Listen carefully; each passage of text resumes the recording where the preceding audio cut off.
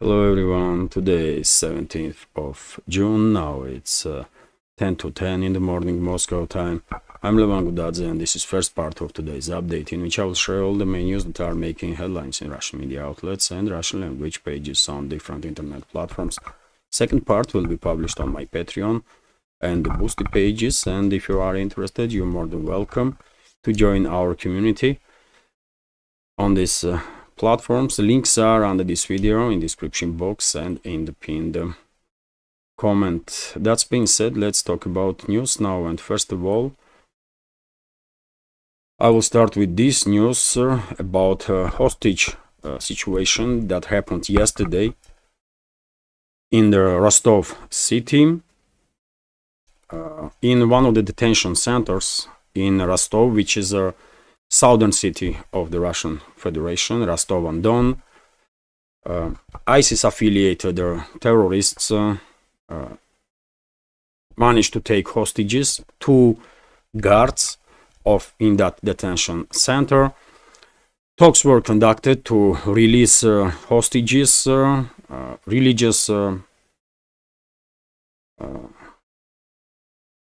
Local religious authority for the Muslim community went to this detention center and spoke to these individuals to de-escalate situation and the hostages to be released, and they should to lay down whatever weapons they had on their hands. But it did not help, so Russian special forces had no option but to conduct rescue operation, to conduct special operation. And as a result of this special operation, hostages were released, and all six terrorists were liquidated. So that was of course one of the major news in Russia yesterday, that situation. Also, I will give you information from TASS news agency that according to Russian Defense Ministry, during the night time, Russian air defense systems shut down 6 Ukrainian drones over the Belgorod, Voronezh and Lipetsk regions of the Russian Federation. No reports about casualties on the ground or any damage. Of course, if any updates on this topic, I will share additional information on my Telegram channel. Also, RIA Novosti's report that Russian armed forces established control over the settlement of Zagorne in Zaporozhye direction, Zaporozhye sector of the Frontline, and well, this settlement is located here, by the way, in between Orekhov bridgehead and Vremovsky salient, not far away from Gulyai Pole. This is the settlement, and if we zoom in, well, we can see that it's not much of the villages left there right now, just some foundations of the buildings. Probably there was some farms in this area here. It's deserted, but still this territory has a name of Zagorne, and Russian forces advanced in this area and are controlling this territory now.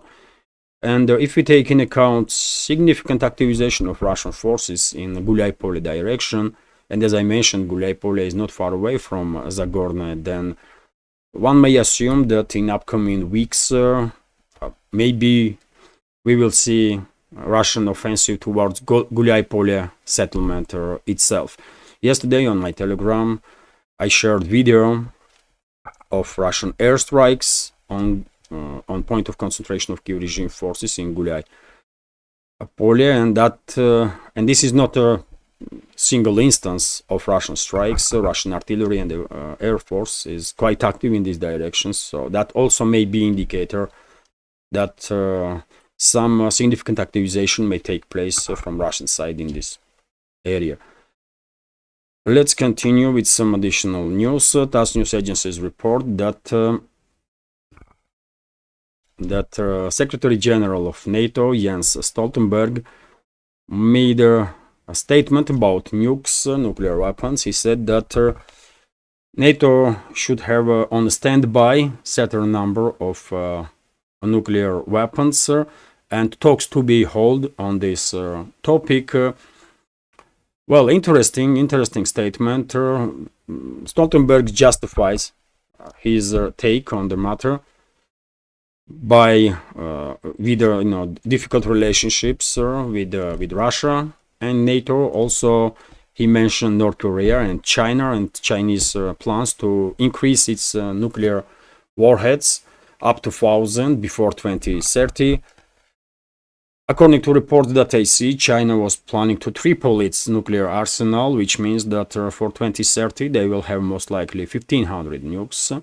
But let's take Stoltenberg's information. Let's take 1,000. Okay, but as last time I checked, NATO was not in a conflict with China. So why he is talking about nukes to be on standby? Because of, in context of China, I don't understand. Probably he wanted to send some message to Russia, but he failed because he's a poorly informed individual, by the way, immensely unprofessional and very poorly informed, because otherwise he would know that NATO member states constantly have on standby certain number of nuclear weapons. Always, that's always the case. Russia has about 1,500 nukes on standby. US has about 1,500 nukes on standby. Major nuclear superpowers, of course, and another 4,000 to 5,000 nukes are in storage facilities in case of Russia and US. China has on standby certain number, at least 100 or 2 its nukes, I guess. France and UK, probably also India and Pakistan, and even Israel. Although officially no one is, for whatever reason, no one is talking about Israel and Israeli nukes.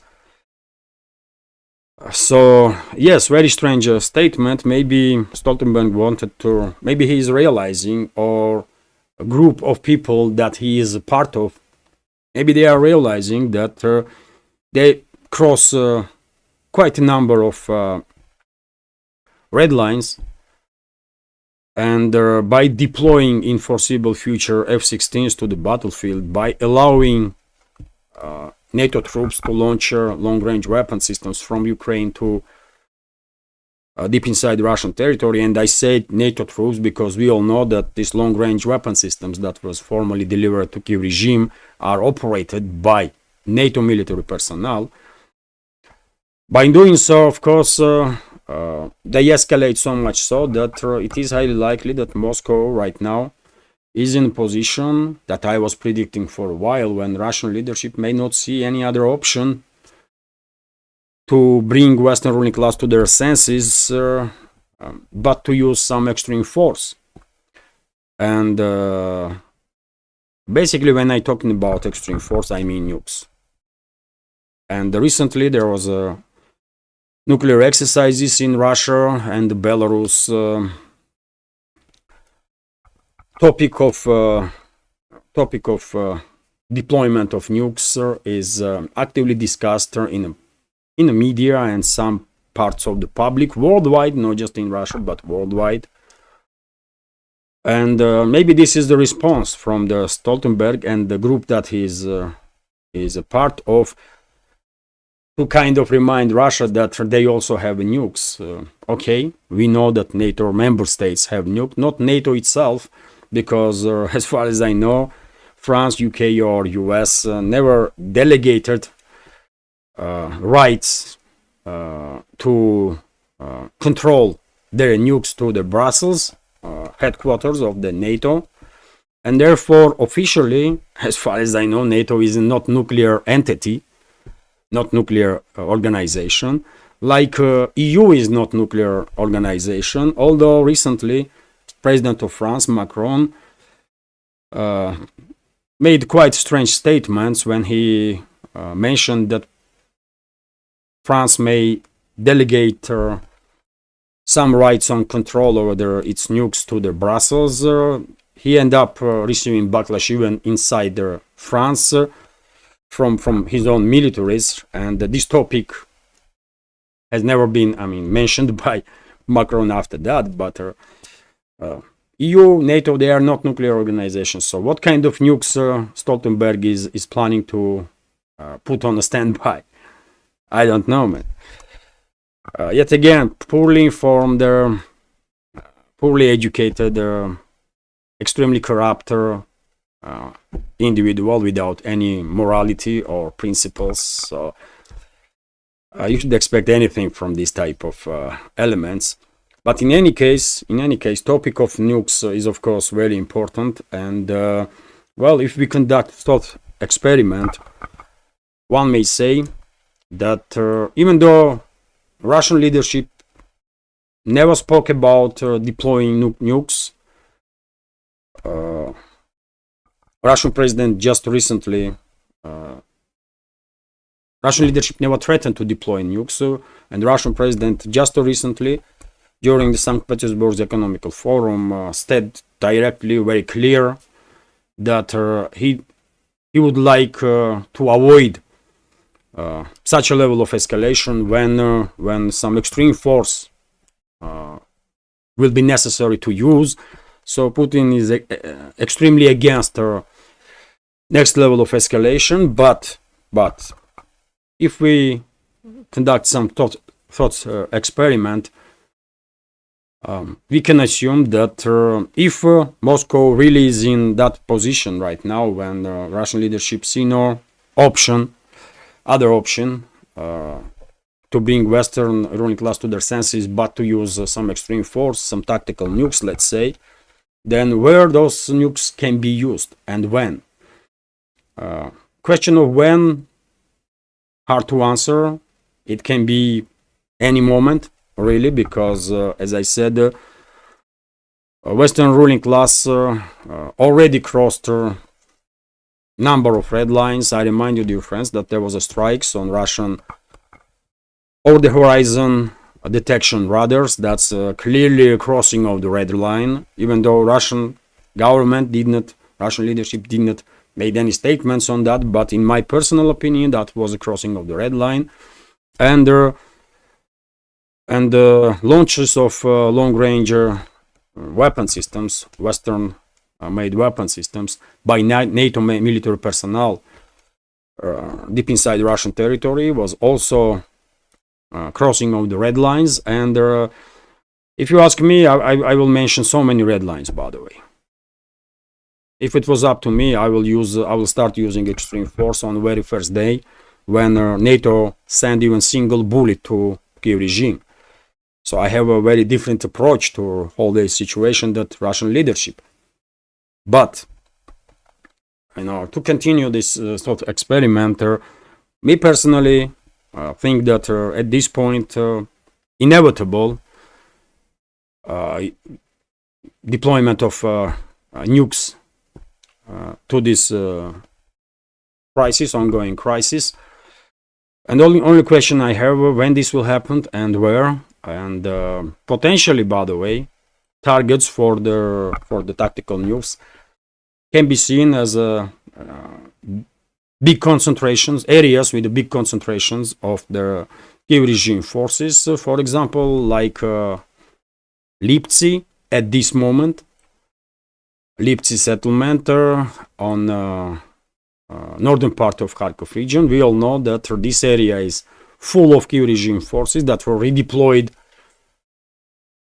from all over the front line and also from strategical reserves of Kiev regime. So one or two nuclear warheads, tactical nuclear warheads, clearly could deal with these high concentrations of Kiev regime forces in this area.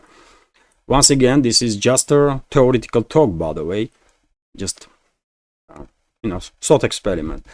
Also, of course, tactical nukes can be very useful to neutralize bigger airfields that Kiev regime is still operating from with its air force. There are several big airfields in this regard in western Ukraine, in central Ukraine, and those airfields seems to me are logical targets for tactical nukes, because In that case, entire airfield will be obliterated, and while using conventional weapons are not always as effective as one may assume. And also, by the way, if nukes, tactical nukes will be deployed for the time when Kyiv regime, formerly Kyiv regime, in reality NATO will start operate with F-16, US-made F-16 fighter jets from possibly airfields in Romania and Poland. Of course, those airfields also can be seen as potential targets for tactical nukes. And I know Poland and Romania are NATO member states, but if planes are taking off from these countries and then carrying out attacks on Russian forces, both these countries are become openly part of this conflict. And even if Russia will retaliate, fifth article will not work in that case. Exactly because those planes that strike on Russia take off from these countries. Of course, if NATO wants full-scale war with Russia, they can use any excuse to get involved with full force, obviously. But in my understanding, even if Russia will use tactical nukes to obliterate airfields in Poland and Romania, airfields that will be used to strike Russian forces, I don't think fifth article will be activated and NATO will openly get involved in full-scale war with Russia. So that's why I was saying during the previous updates that Bucharest and Warsaw should think again, do they really want this hit that they will receive if they will allow Western ruling class to use their territories, their airfields, for strikes on Russian forces. And there are explanations that those planes may take off from Poland and Romania, but they would not be armed. They will land in Kyiv-controlled territory somewhere, and they will receive arms there. And only after that they will conduct strikes. I mean, what a BS, man! Who cares about that? Those planes take off from Romania and Poland, conducted strikes. That's all that matters. So from whichever airfields they will take off, of course, will be legit targets. And to make sure that airfield is really neutralized, you need tactical nukes. That's why tactical nukes were created, to take out such targets. Such strategic targets, for example, bigger airfields. So, well, maybe Stoltenberg and the group that he is belonged to are, realizing that things may escalate very faster and extreme terms, and this is attempt from them to what? Send some warnings to Russia that they also have nukes. We know you have nukes, and what? And what? If NATO member states want to get engaged with Russia with full-scale war, just bring it on, man. I am sick and tired of this nonsense that is taking place, man. If you want full-scale war, if you want end of everything, and if you want, you're gonna intimidate Russia, I mean, you are so wrong, man. You are so out of touch from the reality. I mean, bring it on. Let's see what will happen. But anyways, in my personal opinion, it's only a matter of time and their nuclear weapons will be deployed to the battlefield. Just give it a couple of weeks, man. I hope Western ruling class will de-escalate. Western ruling class will start de-escalating right now, so that there will be no need to use some extreme force. But I mean, we all see politics of the Western ruling class. They have no reverse gear, so one should not expect from them any adequate moves until they are forced to basically act according to objective reality on the ground. Anyways, let's continue. RIA Novosti's report here that number of countries did not sign up on the communique from this so-called peace conference on Ukraine that took place in Switzerland yesterday and day before. It was a failure, by the way. All the, as far as I know, if not all, majority of the independent creators on internet, independent political commentators predicted that this summit would be failure, this conference, and that's exactly what has happened. Why so many people, man, get together for 2 days? I mean, why they did it, man? What was the point of this nonsense? I don't know.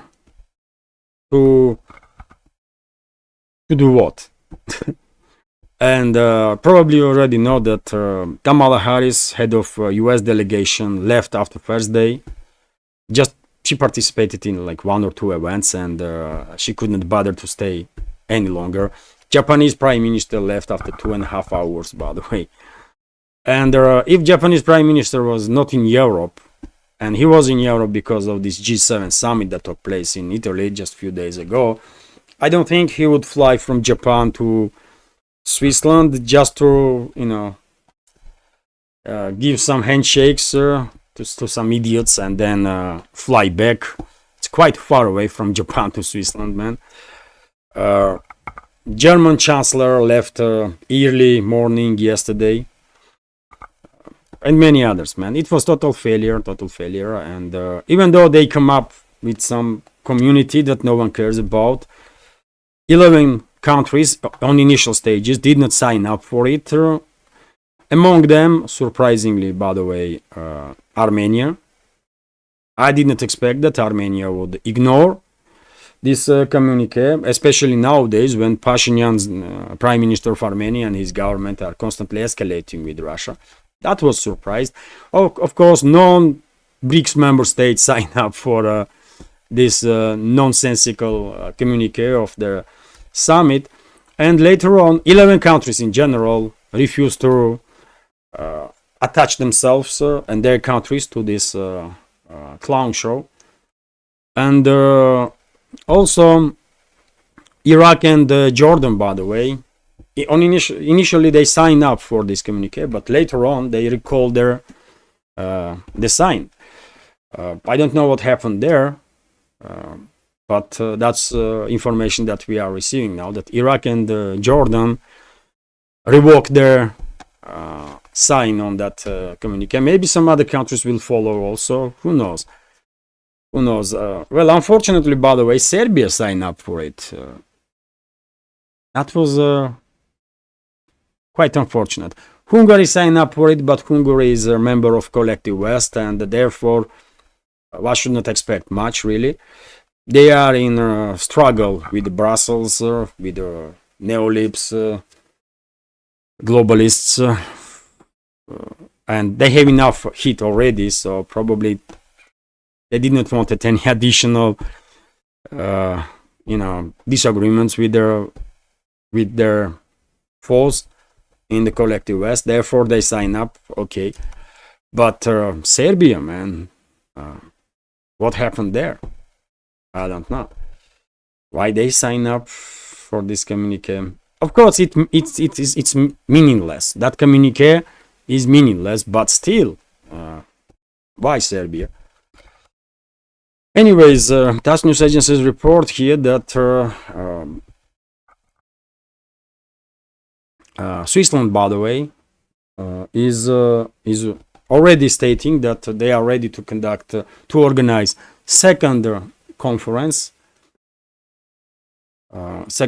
President of Switzerland made such a statement after this conference ended, during the final press conference. Also, question is why. I mean, did they have not enough humiliation with this conference? They want some more? Are they masochists, or what is wrong with the leadership of Switzerland, man? That's the question, only question that I have, man. If they want, they can conduct another 150,000 conferences on Ukraine. Who cares? But what is wrong with them? Why you want this humiliation? I don't know. But also Foreign Minister of Switzerland, Ignazio Cassis, stated that Switzerland is planning to conduct some discussions with Russia after this conference. Okay, I mean, do they realize that Russia no longer sees Switzerland as a neutral state? I guess Bern did not yet understand that world don't really see them as see Switzerland as a neutral state no more, and I don't think Moscow will, even bother to pay any attention to whatever Swiss leadership has to say. I mean, if they will call, of course, Russian side will answer probably and will be respectful.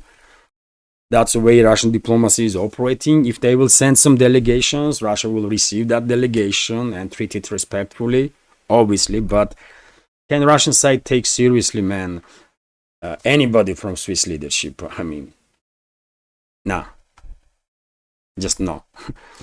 RT is reporting, or leadership of any other country from the collective West, maybe with very few exceptions.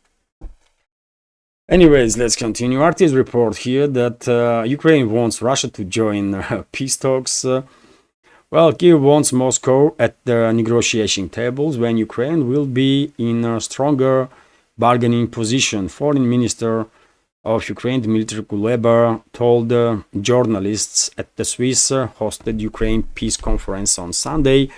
Well, Dmitry Kuleba is, of course, a unique personage, by the way. I mean, uniquely stupid, uniquely arrogant, some unique phenomenon for sure, and extremely stupid. Otherwise, he would know that Kyiv regime will never be in a stronger bargaining position. Never. It's not happening. Situation for Kyiv regime will only deteriorate.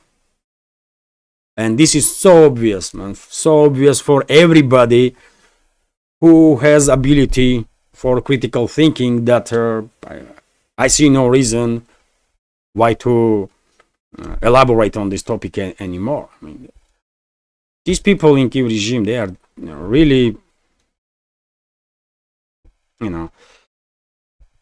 out of their minds, man. RT is reporting here that, and by the way, there was talk, of course, there was some talks that during the second conference on Ukraine in Switzerland, Russia should be invited and that kind of stuff. Some ultimatum to be given then to Russia. How Moscow should behave, what Moscow should do, and when, and how, and that kind of stuff. But yet again, I don't think anybody in Russian leadership takes seriously those imbeciles, man.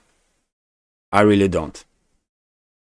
No one in this world takes those imbeciles seriously.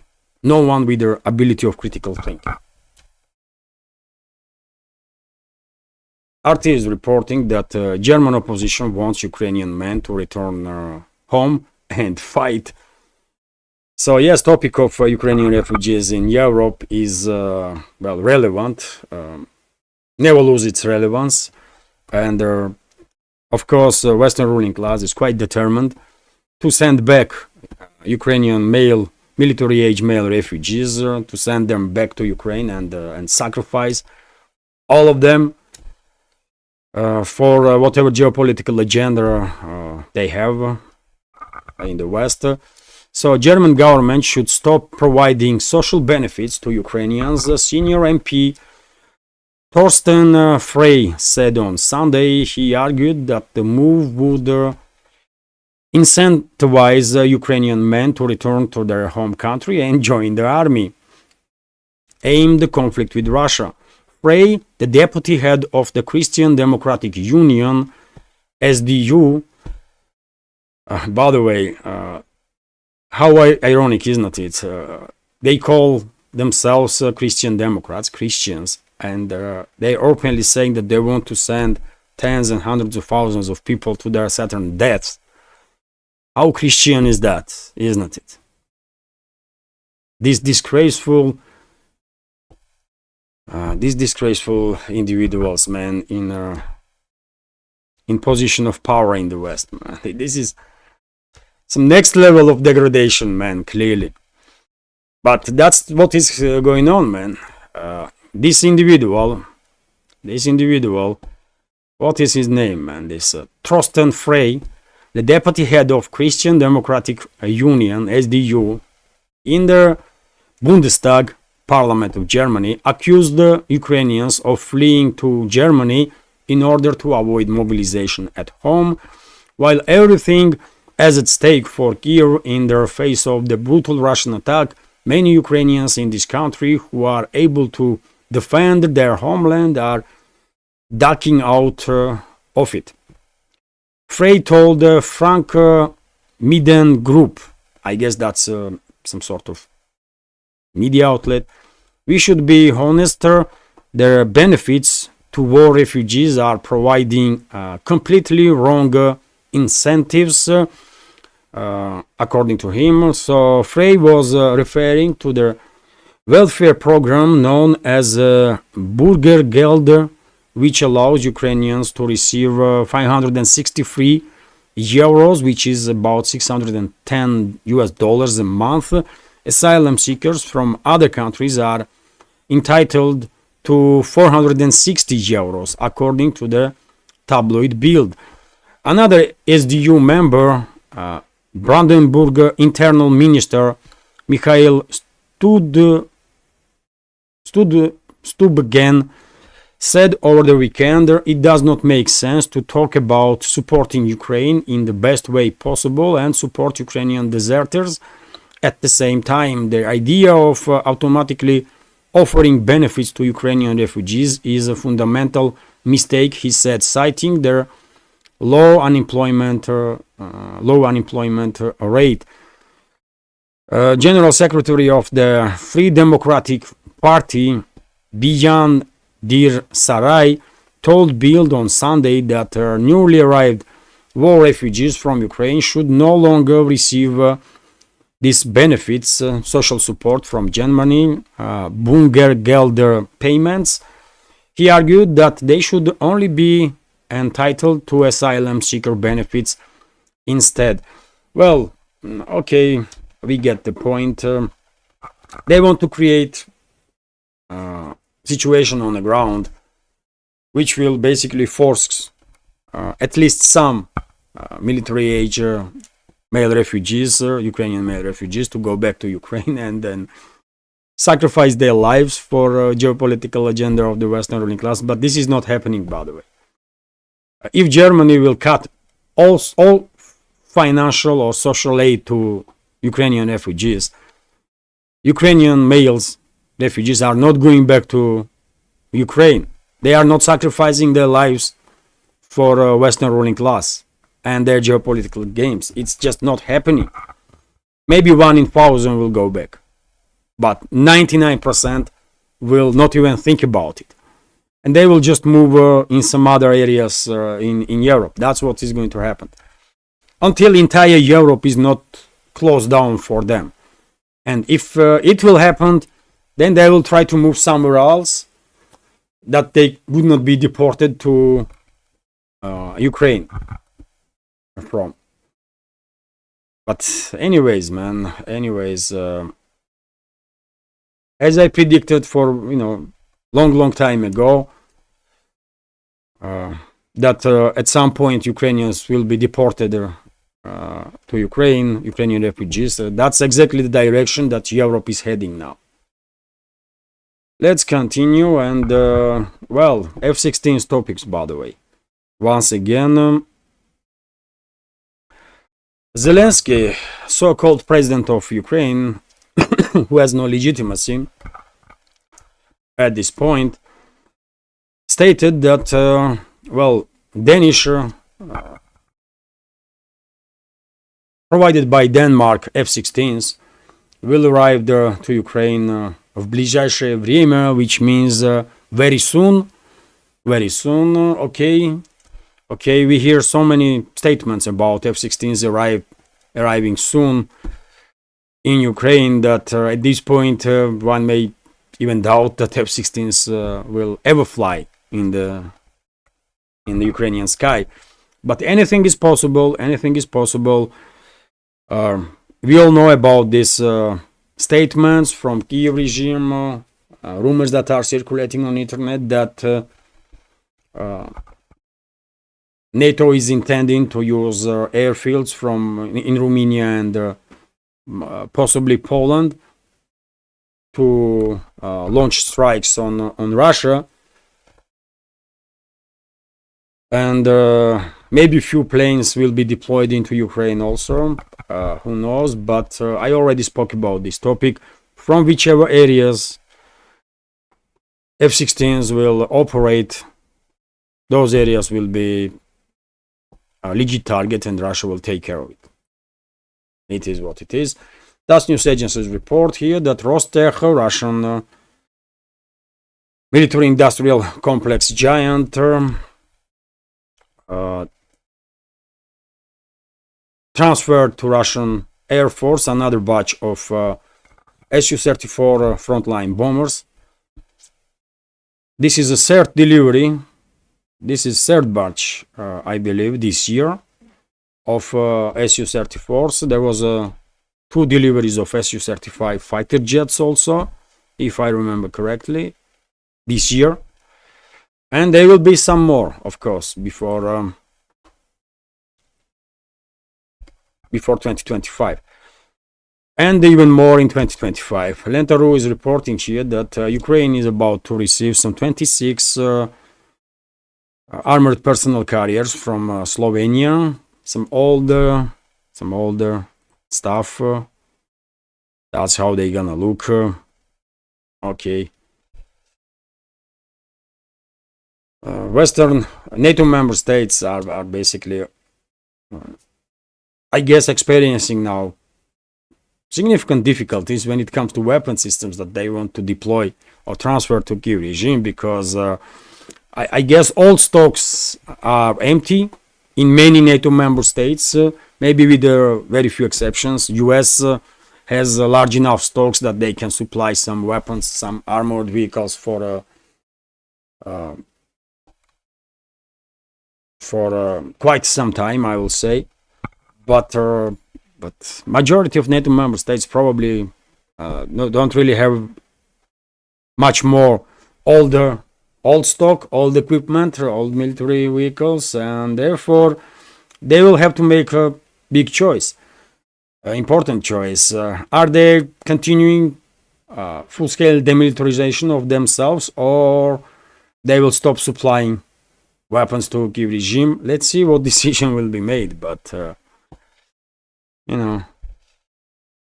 Also interesting news from RBK News Agency that today leaders of the EU will support, according to prediction of the Financial Times, will support Ursula Bursula washing machine to be re-established on the position of head of European Commission. Okay, she is giving us quite a number of reasons to laugh. So okay, leave her there. Who cares, man? At least we can laugh time to time.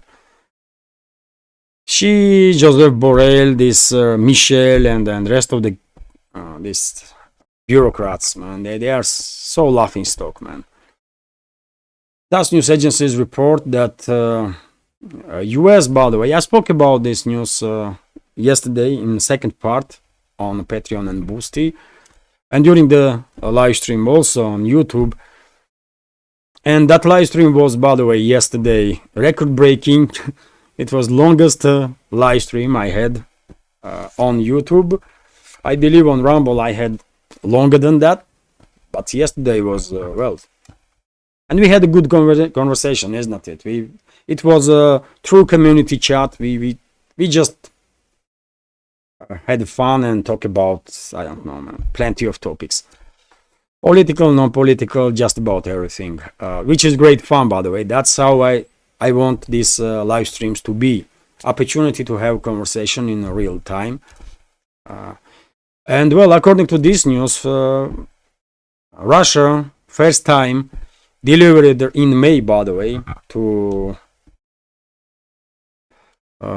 Europe more natural gas than US.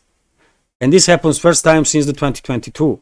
And I translated this news to be more precise, because there is some numbers and stuff, and I want to be precise here.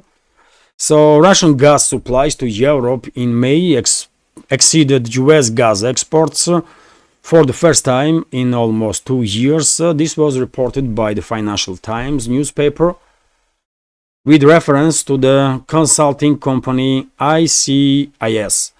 The publication recalled that the United States overtook the Russian Federation as the main gas supplier to Europe in September 2022. Moreover, since 2023, the United States has provided 20% of all European gas imports. However, in May, last May, according to ICIS, Russian pipeline gas supplies and liquefied natural gas shipments by sea exceeded the United States, accounting for 15% of all supplies into the European Union, Great Britain, Switzerland, Serbia, North Macedonia, and Bosnia and Herzegovina. US LNG accounted for 40% of all European gas imports last month, the lowest since the August 2022. I wonder what happened there, why US dropped its deliveries. But well, whatever the case, information is, I guess, somewhat surprising that Russia is still, at least time to time, on a first position when it comes to gas supplies to Europe. After all these thousands and thousands of sanctions, and after this proxy war against Russia and everything that is happening, well, Russia is in May was still #1 supplier of energy to Europe. Wow. Quite something, isn't it? Anyways, I will end first part of today's update on this news, by the way, that according to RBK news agency, a French giant in atomic energy may be forced to flee, basically Niger. Company Orano, that's the name of this French company. So this company may lose its license to operate in one of the biggest in the world deposits of uranium in which is located in Niger. And of course, if this will happen, then most likely this will happen. We all know how tense relationships between Niger and France is.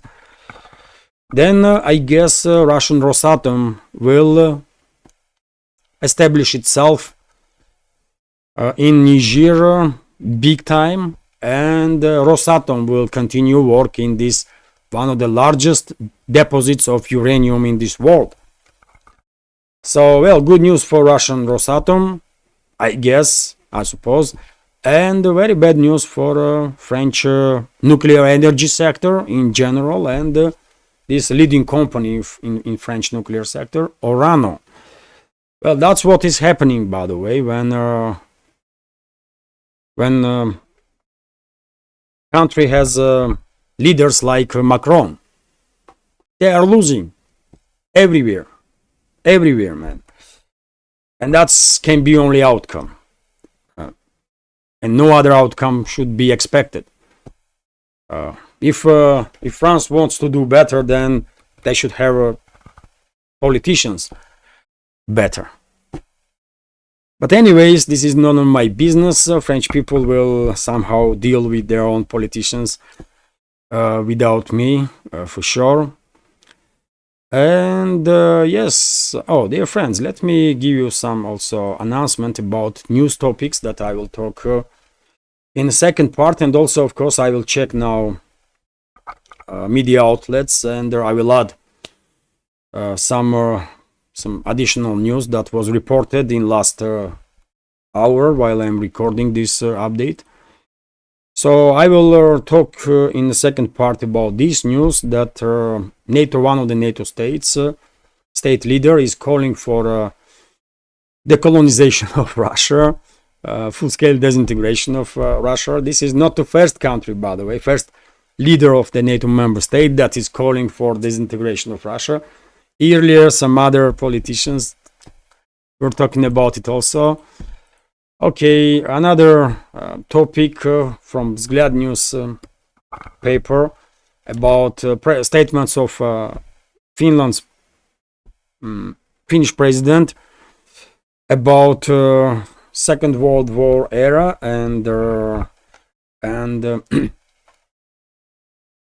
relationships between Russia and Finland at the time. Well, I have something to say on this topic. President of Finland complained that on some topics, but he forget what Finland was doing during the Second World War, and maybe Finnish leadership have to be reminded about it often, because we all know what happened in Leningrad, isn't it?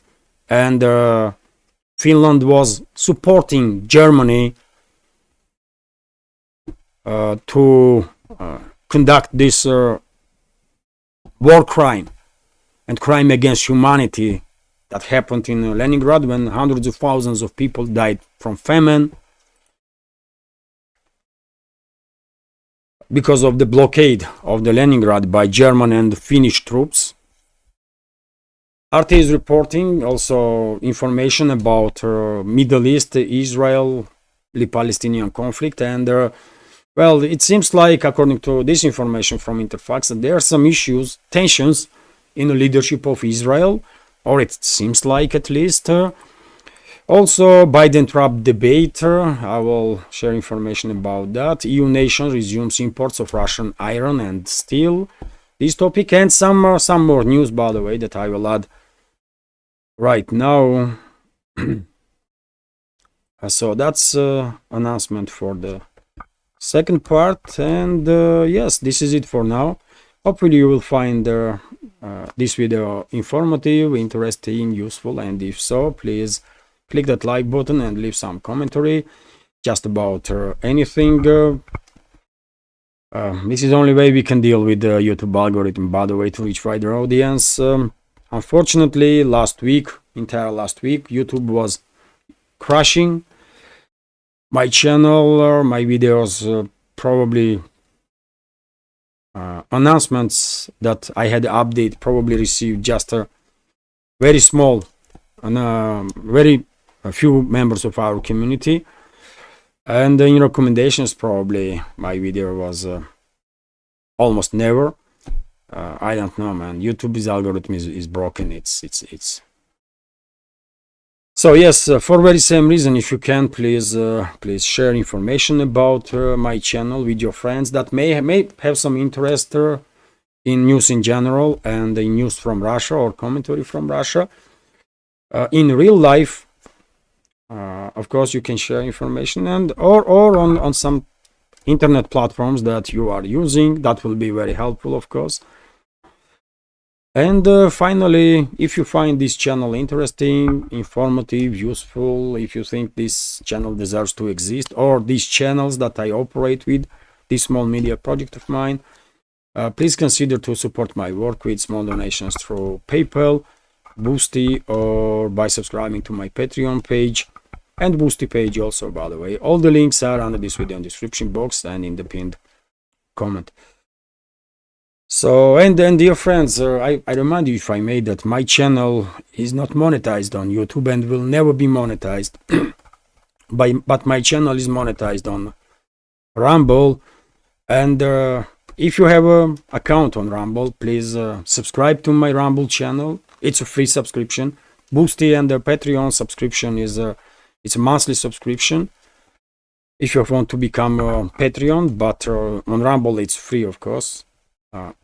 And well, if you will watch videos there, that will be very helpful also, because on Rumble channel is monetized, and who knows, sometime in the future maybe Rumble will become some more or less significant source of financial support for this media project of mine. Let's see. And again, all the links under this video in the description box and in the pinned comment. This is it for now. Have a great day, successful week, and take care.